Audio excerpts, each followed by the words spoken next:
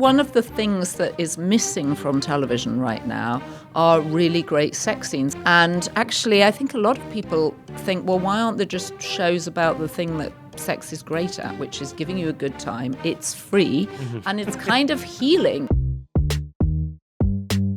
Hello, I'm Kevin Fallon, and this is Obsessed the Podcast, where we talk to you about all the TV shows, movies, and entertainment news that we can't stop thinking about and we think are unmissable.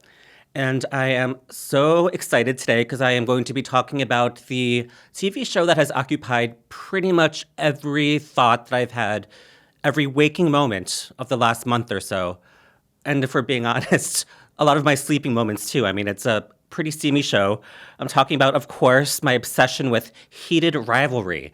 I'll be joined by my friend at the Daily Beast, Matt Wilstein, to talk about the show, and we'll see if he actually did his homework and watched. And then we're going to continue talking about Heated Rivalry because my guest is the icon, the legend, the fashion guru, the magazine maven, the podcaster extraordinaire, fabulousness personified, and unrelated to all of that, just happens to be my boss.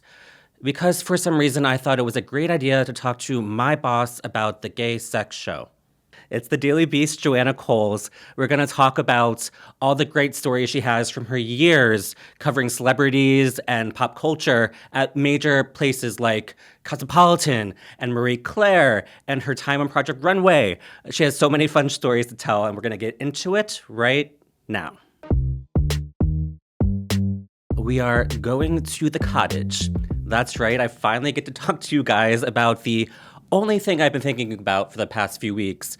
Of course, that is Heated Rivalry. It's the thing on everyone's mind, and we have Matt Wilstein, editorial director of Daily Beast Obsessed, to chat about it with me. Hello, Matt. So, Kevin, I just have one question for you. What is the cottage? Matt, you're killing me. Are you telling me you haven't seen this show yet? I have not seen Heated Rivalry. I do know what you're talking about, but I have not seen the show. I don't know how you possibly have not seen the show yet, but I am, given the fact that you haven't, I am kind of curious to hear what you think the show is about. Okay. So I think it's about two hockey players from different teams, possibly in Canada, who fall in love, and there's a lot of sex. That's all I know about this show. Am I right? I mean, I think if you're going to reduce the greatest masterpiece television series of our lifetime down to something as short as that, yeah, that's basically what it's about. These two hockey players meet their rookie year and have this explosive, hot, sexual encounter that we very, happily get to see all of in very graphic, realistic fashion. But they're both closeted. At least they're not publicly out. They're not out to their families. They're not out to their teammates. They're not out to the public because they're afraid of, as we've known through years and decades of professional sports, they're afraid of how coming out as gay would affect their career. So basically, we follow them over the course of years where they keep their sexual relationship a secret. They never start officially dating and being boyfriends until later in the series. And we just watch them sort of have this tortured, very difficult love affair because they can't be out, can't be themselves. But it's also extremely romantic because they've known each other for so long. They really love each other, and they have this insane sexual chemistry. So it's this titillating, gorgeous, sort of teasing romance that we see play out over the course of the episodes. Kevin, I did not know that you were such a big hockey fan.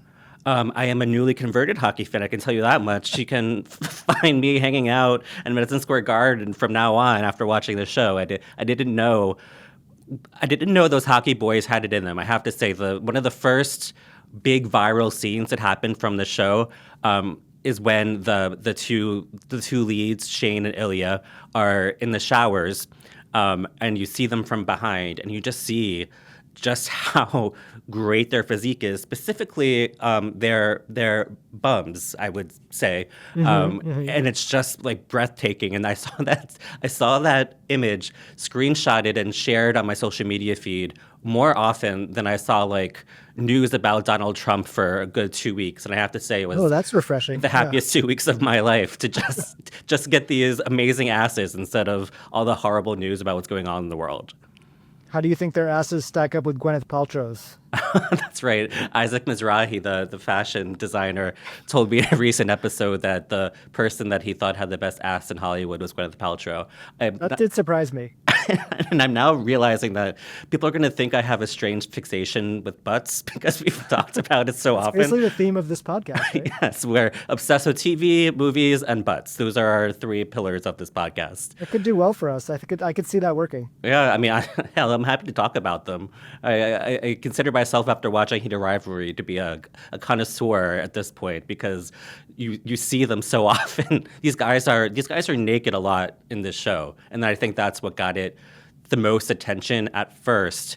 But then people realized it wasn't just like this smutty, kind of like beach read style torrid romance. It actually had a lot of heart, and it's really, like I mentioned earlier, it's extremely moving. There's a few scenes that legitimately made me cry, which at first made me feel ridiculous that I was crying about the gay hockey show. But they do such a good job of making their connection so realistic and their desire to be together so powerful, but then the truth of the matter that they couldn't be together so painful that when they do have these sort of incremental moments of getting together, it's like a fireworks show of emotion. It's really, really great. Yeah, I mean, I feel like I have heard so much about this show, and it did kind of come out of nowhere, right? Like, it was not something that was really on people's radars, or possibly even HBO Max's radar, that it was going to be as big of a deal as it was. Yeah, and I really did think that when I watched the first few episodes, it was going to be a show that like was just for me, my gay friends. And the fact that it got this huge mainstream audience, it's one of the most streamed shows apparently on HBO Max in years. Which crazy. Is incredible to me. And those 2 leads have become like the bells of the ball in Hollywood right now. They are everywhere. They're on every magazine cover. They were the like must be photographed with people at the Golden Globes that weekend. They've become massive, massive people from the show that no one really knew was going to be this big deal. Certainly didn't expect it because of the fact that, frankly, we're not used to an authentic show about gay romance to take off in this way. I did enjoy seeing them presenting at the Golden Globes, but I did not enjoy the intro that was UFC themed. That was one of the weirdest things I've seen in a very long time. Yeah, that was some sort of brand synergy thing, I think, with CBS and Paramount. That was bad. Yeah, but you know what? I can't say, I was about to say, I have no interest in wrestling or whatever, but if you had asked me a month ago if I would have had interest in hockey, I would have told you absolutely not. And now I'm obsessed with it. So you never say never with this wrestling stuff. Yeah, everybody take note. There should be a UFC romance show coming soon, right? As long as it's just 2 guys and it's a gay wrestling romance, that's all I'm interested in. I don't need any more straight people hooking up and poisoning my eyes. All right, Kevin, you have convinced me, along with everyone else I've heard from. I am going to check out this show, and I will report back. And I want you to record yourself watching the first few sex scenes because I want to see how you react to them. I don't know if I'm going to do that, but I'll take it under consideration. That sounds good. Well, Matt, thanks for chatting with me about this. Obviously, I love the show, so it's been really fun to finally get to share my slightly hyperbolic and histrionic thoughts with everybody. Kevin, Fallon, I love your studio. Thank you. It's obsessed everywhere. We're obsessed with the word obsessed, apparently. I'm obsessed with obsessed. I'm obsessed with your podcast. Congratulations. Thank you so much. And coming from the Daily Beast resident podcast guru, maven, mogul. Who knows? Who knows? I don't know how you record so many podcasts, but I don't know. I'm quickly learning how hard it is. So I have nothing but admiration for you. Well, it's harder than people think, I think. I mean, I look at someone like Joe Rogan and think, how does he just talk away for 3 hours? Or Megyn Kelly. I might not agree with what she says, but she's, an epic podcast host. And at this point, she must be making so much money. I know. Well, so you're our chief content officer at the Daily Beast, which means basically you're my boss. And so this is awkward for you, I know, isn't it's it? a little strange, but I do want to ask a question that I know is on everyone's minds, which is, can I have a raise? Do you know, when I was at Cosmopolitan and I was editing Cosmopolitan, there were two questions we got more than anything else. One was, how do I have an orgasm? And the second was, how do I ask for a raise? Well, this is one way, and I don't think I feel comfortable broaching that first question. So Well, I'm hoping that you've figured the first one out. But the second one we'll take offline, Kevin. Yes, okay. Well, you were very nice and took me out on a little date. We had drinks to talk about podcasting and give me 3 bits of advice. You said, have fun, first of all, be yourself, and maybe don't wear that sweater that you have on right now. Oh, did I actually say that? That's so embarrassing. It's the sort of thing I would say. I'm sorry about that. What was it? Multicolored? It was just a white sweater that I actually felt quite cozy and comfortable in. That's embarrassing that I said that. I probably didn't mean it. But if you see a white sweater on this podcast, it means that I have fully ignored my boss's advice and swear to not do that. I'm going to come in and pull it off your body. Anyway, I like this. Is this cashmere? I cannot afford cashmere because I have not yet gotten that raise. So this is just everybody can afford cashmere if they go to Uniqlo, Kevin. Okay, fine, fair enough. Uniqlo is the best value out there, and this podcast is not sponsored by Uniqlo, but perhaps it should be. Yeah, it should be now. Yeah. I love when we have our morning edit meetings because you've done everything. You were editor-in-chief at Marie Claire. You were editor-in-chief at Cosmopolitan. You were chief content officer at Hearst. Basically means that you've met just about every celebrity. So when we're pitching news stories in our editorial meetings in the mornings, you always have some anecdote about whoever we're talking about. Typically the amount of wigs and hair pieces that are shipped to the Cosmo offices because these poor women are losing all their hair because it's so processed. But it's so much fun to hear the sort of behind the scenes grit that's behind the glamour. Well, it's actually a little shocking when you sometimes meet celebrities in real life and they haven't got glam on, because I literally haven't recognized some of them. And you're like, what? What? And you realize how good the glam teams are. And so many people. We had one celebrity that we did on the cover, very well-known celebrity whose hair literally arrived before her in 68 Tupperware containers with the numbers according to which bit it went on her head. An entire FedEx truck just full of hair. Pretty much. And it's very surprising when you see people who are famous for their hair without very much hair, because actually their natural hair has been, as you say, abused through years of extensions or processing or just eating disorders, or now GLP-1s, right, which really impact hair. Yeah.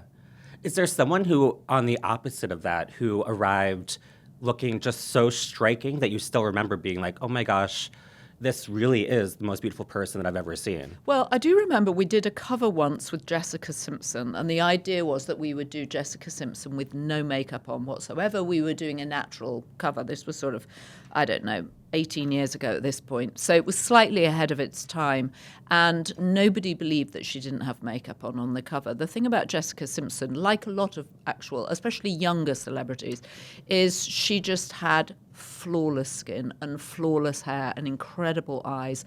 And that's why she is Jessica Simpson. Mm-hmm. She gets to be Jessica Simpson because she does wake up in the morning like that. A lot of the other ones don't. And as you get older, and as you say, you've had processing, you've been around the block a bit, you've had heartache, whatever, all the things that take its toll on our faces.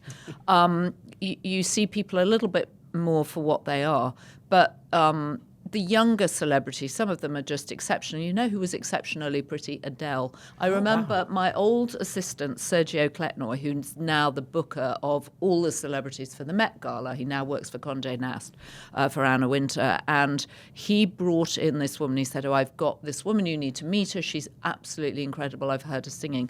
And Sergio had worked for L.A. Reid and had a lot of access to major singers. Like Madonna would ask him to come in and sort of listen and be one of her tiny group of listeners to things that were in process so they could comment. And he said, I've got this fantastic woman. And I went to meet her, and I was in a hurry and I wasn't paying attention, and she was sort of sat, and it had been raining outside, and she looked sort of damp, and she was sat under a kind of leaning wall. And she was like, oh, hello. Oh, yeah, I'm Adele. and we had a kind of chat. And I said, oh, Sergio tells me, oh, brilliant, whatever. Yeah. And then the next thing we knew, Rolling in the Deep was, right at the top of the charts, followed by, I think, Someone Like You. And she was incredible. She was incredible. And so we would often have people come by the office, and it was just such fun to see them in very informal environments. Cynthia Erivo once dropped into the office, as did Michael Bublé. The two of them, complete coincidence, at the same time. They immediately recognized each other and started singing a duet. And a couple of people, no, it was amazing. Oh my God. A couple of people had their cell phones up, but we weren't allowed to put it up because it would have infringed some copyright of the song. And then we had, who was the young woman that sang All About That Bass? Oh, Meghan Trainor. Meghan Trainor came in, did the entire song a cappella just in front of the entire, just the office ground to a halt. She was an incredible voice. Well, that's fascinating that you mentioned both Meghan Trainor and Adele, because they're two people that I think about in this sort of predicament or struggle that I sometimes have in what we cover when we're covering celebrities and pop culture, which is commenting on people's looks.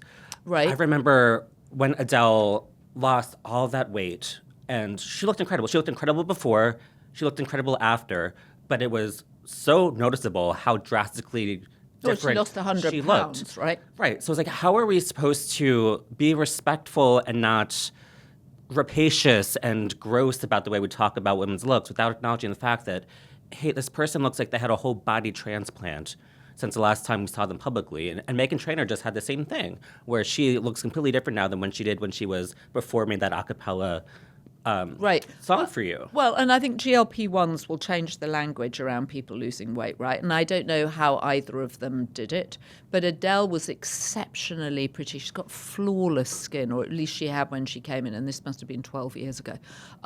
She had absolutely flawless skin and gorgeous thick hair. I mean, she was just stunning. And her voice, of course, I mean, the voice hasn't lost weight, that voice is incredible. It's so big.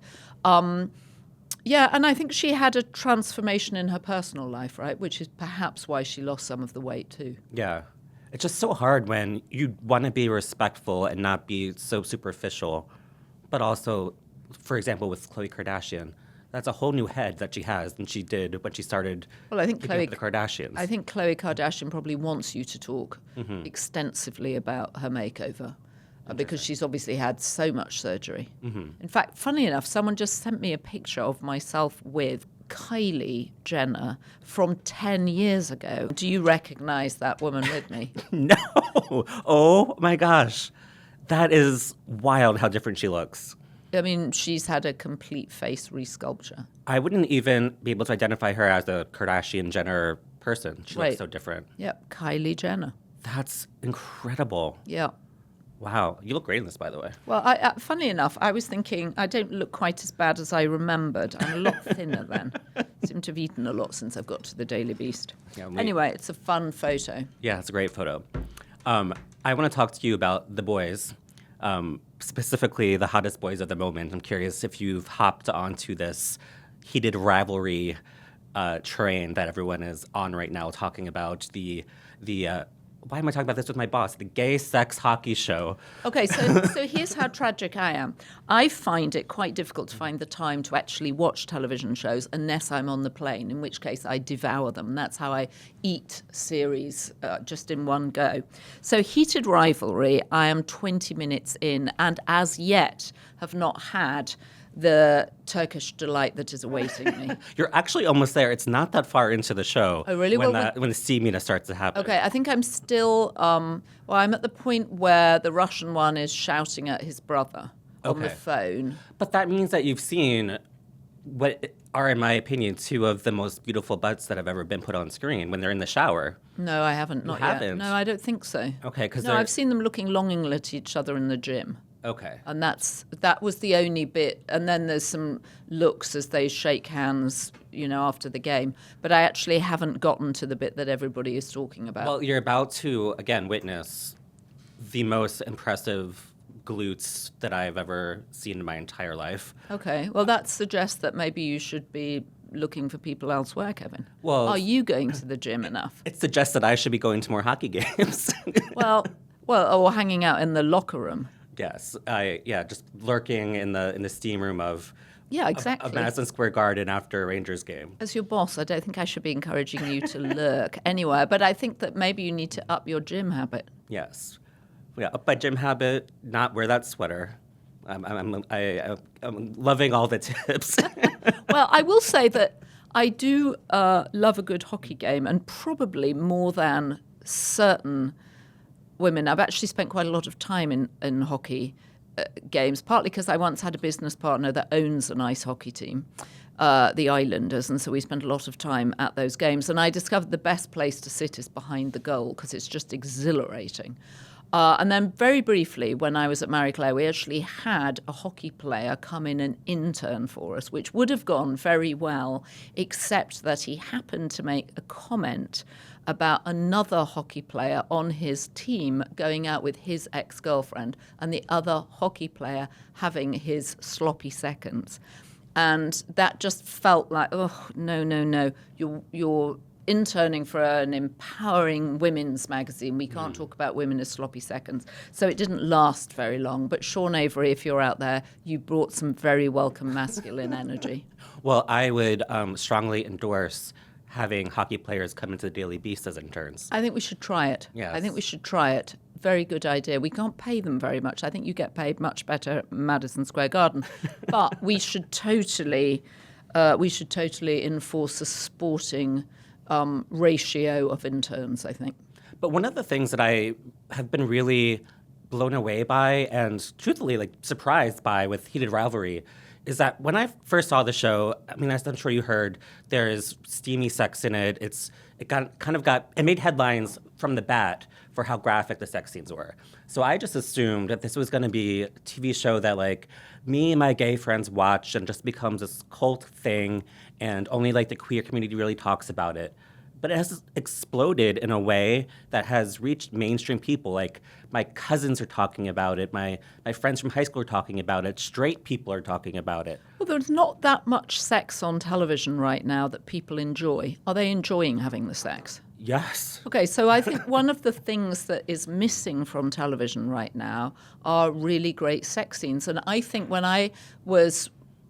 There was a sort of period in the 80s and 90s, which I know dates me, which was full of big Hollywood blockbuster movies where people had sexy sex. And now I think a lot of sex, partly post-Me Too, is about it's about surviving sex. It's about sex as a negative influence. It's about sex as a tool of power.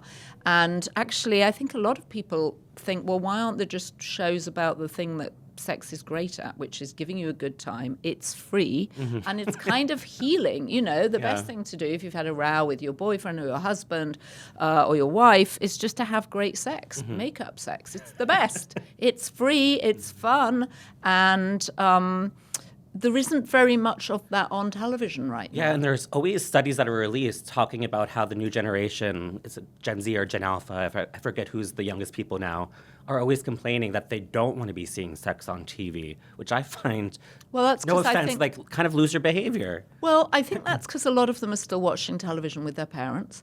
And I think they have a lot of access to porn online, so they have a different relation to it visually. And maybe it's to do with the fact there just haven't been enough good storytelling there hasn't been enough good storytelling around sex and fun sex and sexy sex. Yeah. So before... when Demi Moore was in her prime, she would turn up. She had that crazy voice. Demi Moore in Disclosure was just outrageous. Or Basic Instinct with Sharon Stone and Michael Douglas. Yeah, exactly. Or... Fatal Attraction, which didn't end well, I will admit. But the affair they had in the... do you remember the scene in the elevator? I'm sure it was set round here somewhere. It was fantastic. Yeah, just don't ignore somebody afterwards, otherwise they'll start boiling bunnies and threatening you. Yeah, and throwing acid on your car. Yeah, that was a scary scene. But it was, they did at least have some sexy sex. I want to ask you what else you're watching. I remember we were talking in the office the other day about The Pit, That's the big show, the moment that just came back. Are you watching the new season? I had a 16-hour flight back from Abu Dhabi in December, and I watched the entirety of The Pit. And by the end of it, I wanted to wound myself so that I could go on the show and have Noah Weil attend to me. Dr. Robbie, where are you? I just wanted Dr. Robbie at my side. I was quite happy That's why that waiting room was always so full at the ER, because people just want to see Dr. Robbie. Yes, of course. They're just like, is he here? Is he here? Where can you see him? And then, of course, there's the other doctor who's the drug addict. What's his name? Patrick Ball, the actor. Patrick Ball plays the Dr. Langdon. Who looks like a cross, I think, between a younger Oliver Platt and a younger Peter Gallagher. Mm-hmm. He's got a weird cleft chin. I was going to say, that is a strong jawline on that man. Strong jawline, which I rather like. And I wasn't compelled by his drug addiction storyline. Wasn't quite buying it, but I'm very glad he's back. Yeah.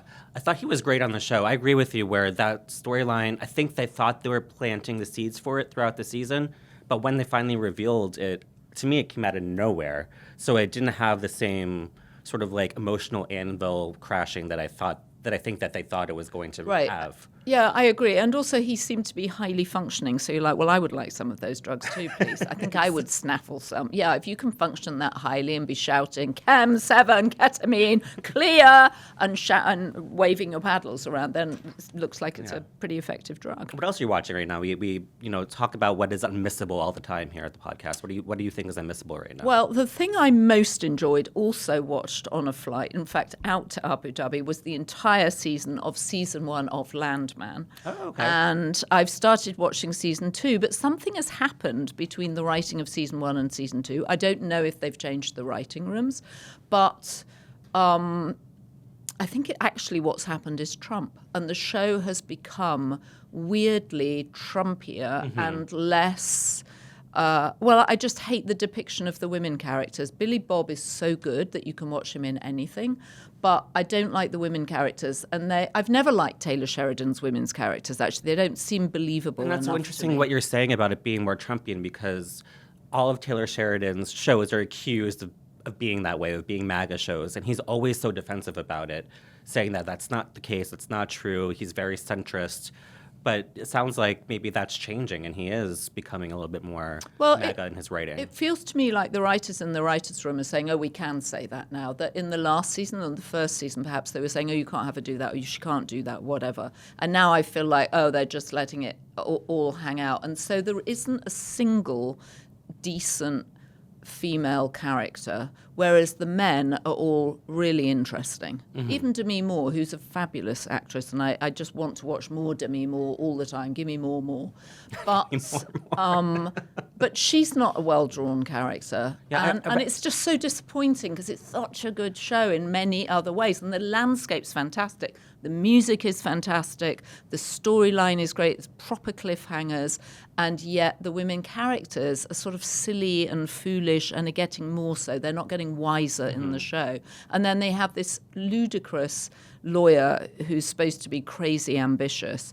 And she's just, they're all cliches and stereotypes, and it's so disappointing. I was so surprised when it was announced that Demi Moore was going to be on that show, because if I remember correctly, that announcement happened during the whole substance moment for her. Yeah. So like, this is a person who is probably going to win the Oscar. She ended up not winning the Oscar. She should have won the Oscar. Well, she got the Golden Globe. Yeah. So like, this is the biggest actress in Hollywood right now, and she has this like very small, like you said, not well-written supporting part on this streaming show. It just seemed like a strange move at a moment that I think she could have seized better. Well, she may not have wanted to commit to the show until she knew it was going to be a success. She may have only been available for a certain number of filming days. I don't know.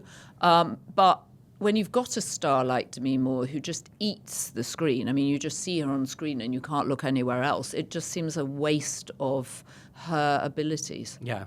And actually, similarly with Ali Larter, she's also incredibly watchable, and yet they give her this sort of implausible role. That's so disappointing. Yeah, she's such a firecracker, spark plug presence in everything that she does, that she deserves to have something more. Well, she just magnetic. Deserves better lines. She deserves a more complicated character and better lines. And for some reason, they haven't been able to I think, pull it off this season. But Billy Bob just give me more. He's fantastic. The two guys that they live with, the lawyer is interesting. The other guy that sort of helps out, who's the sort of engineering guy, he's great. Anyway, I'm still going to finish the season. So I wanted to ask you, because you are, at least to my knowledge, the only person I know that has had a TV show about them, The Bold Type, which ran on Freeform, about your work at Cosmopolitan. I believe your character was played by Melora Hardin. Correct. Megan Fahey, who is now one of the hottest actresses in Hollywood, was on that show. Yep. And it's on HBO Max now. It's on HBO Max. I was so excited. I just got marketed to by HBO Max for it. Yes, and the reason that Megan has just blown up is because our executive producer on the show, I was an EP on the show, so was Dave Bernard. It was really Dave Bernard's idea, which grew out of a dinner that we met at, has gone on to be the EP with Mike White of White Lotus. And so Megan Fahey starred in season 2 and has just gone on to be, she's one of the hottest actresses, so thrilled that she's gone on to have such a good career. And she's going out with Leo Woodall. I know. In fact, I will tell you something. Megan came round to my house, and I have an intercom, a video intercom. So as I was letting her in, I saw that she was kissing someone, and I couldn't quite see who it was.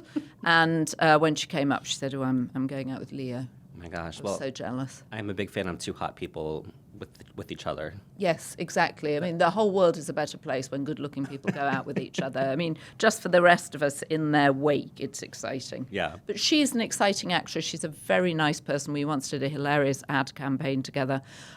She's terrific. And it was such a fun experience for me because it was just such a good cast. Cool. I love hearing when one of the people that I admire for their talent is also just like a good, seemingly down-to-earth person. Yeah, and Melora Hardin, who plays the character loosely based on me, and I've become good friends. Our kids have done the same programs together. 2 of them even went to the same college. So it's been a very nice friendship for me slightly in later life. And of course, she played Jan on The Office. Oh, yes. And she's super talented. She does all sorts of artistic things when she's not acting. Her performance in the dinner party episode of The Office, I think, is one of the funniest things that I've ever seen as someone who covers TV for a living. Yeah. Well, did you good. see her in Transparent? I did, of course. Yeah, the first season when she plays Tammy in Transparent, so good. Yeah, I actually interviewed her for that. Oh, did you? Yeah. Yeah. That was my first time And meeting her. weirdly, she had in that show my haircut now. That's true. So we laugh about that, but she was inspired her. brilliant in it. Well, we didn't know each other at that point. But she was brilliant, and it was Amazon's first show to get an Emmy nomination. She got. So one of our good friends here at the Daily Beast, Lindsay Spiros, who's our marketing guru, honcho. Total guru, Lindsay Spiros. She wrote a bunch of rapid-fire questions for us to answer. Oh, God. I haven't seen these, so I can't vouch for how traumatizing they may be or not. They may be traumatizing. But they should be fun, hopefully. So this first one is, would you rather have Lindsay Lohan's or Kris Jenner's plastic surgeon? Isn't it the same person? I think that's a trick the same question. person? I think it's Dr. Stephen Levine. And that he's the one who did that. Anne Hathaway, he does the deep plane. I think that I can't afford it. So it's a hypothetical question because I think I am told that people turn up from the Middle East with suitcases of cash and arrive at his little office, and he has a front office of 3 women whose entire job is to tell people, we will never be able to get you on Stephen's schedule because you cannot scale plastic surgery. Yeah. It's not like he can get 10 more people doing exactly the same thing. He sees himself as an artist. I've talked to him about this. And you can't scale him. Mm-hmm. He's brilliant. I've never seen better work done than what he did on Kris Jenner and Lindsay Lohan. Now you're sounding judgy about what people look like. Well, for me, it's so hard because you can always tell when plastic surgery is not good. You can, and the trouble is you can't tell when it is good because you just think someone looks great. Mm-hmm. And they both came out of those procedures looking like they had lost decades of their life in a good way. True. Yeah, they did. I mean, listen, I'm teasing you. I thought they both looked fantastic. So totally Stephen Levine, and yes, but only if someone else Someone was pays. giving you the money. Yes, totally. Yeah. Okay, how about this one? Because we were just talking about The Pit. Noah Wyle now in The Pit, or Noah Wyle from ER? Either. I'm just prepared to wound myself right now for either. But I do like the character of Dr. Robbie. I mean, maybe the question should have been Dr. Robbie or Dr. Ross. Oh, George Clooney was Dr. Clooney, Ross, yeah. Then I think it would be Dr. Ross. I would still go Dr. Robbie because there's something about his kindness and sweetness that I find as sexy as his, great looks. I agree, but George Clooney, Dr. Ross, kind of game-changing. All right. How about this one? And he's interested in human rights. He is, that's true. And he brought the fall of Biden. He did. Or he Well, that wasn't Dr. Ross, that was George Clooney. That was George Clooney. I know, but to me, it's all one. It's all one, They all Kevin. blend together. Yeah, it's all one. How about this? Would you rather have Carrie Bradshaw's or Miranda Priestley's closet? Oh, I think Carrie Bradshaw. I mean, nothing better than Patricia Fields. I mean, and what a show. Funnily enough, I rewatched. I recently had a hip replacement, and as part of the treatment, I had a few sessions in an oxygen chamber where you cannot take anything. You lie there in paper clothing, and then right at the end there is a kind of screen which you can just see. It's sort of through the plastic bubble of the oxygen chamber, and you're lying there for 2 hours at a time. And so I thought, you know what, I'm going to see if Sex and the City has stood the test of time. It's so stood the test of time. It's such a well-written show, particularly the first 3 seasons. Absolutely incredible.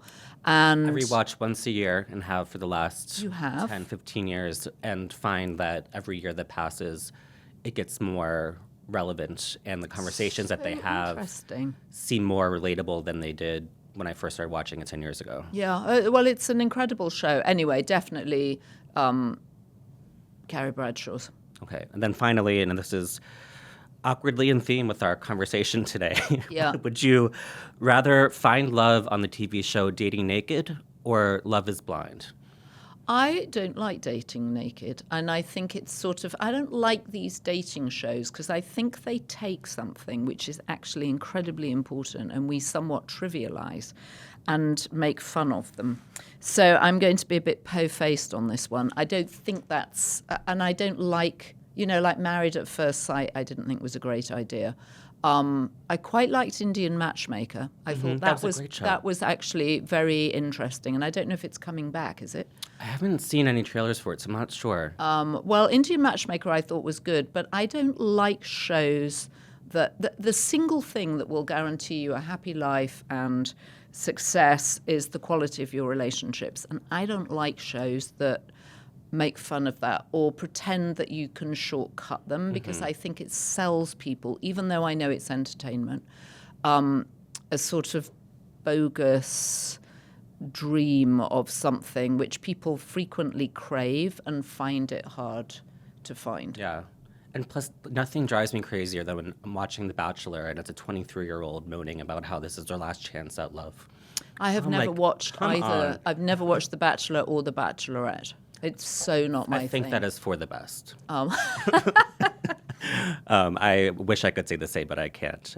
But I can say thank you so much, Joanna, for being on the podcast. Kevin, you're a Thank you. fantastic host. You're hilarious, you're fast, you're funny, you're engaging to talk to. I want to come back all the time. I mean, open invitation. Okay, I'm going to take you up on it. If I see you in the studio as I'm walking past, I'm going to throw open the door and come and sit down.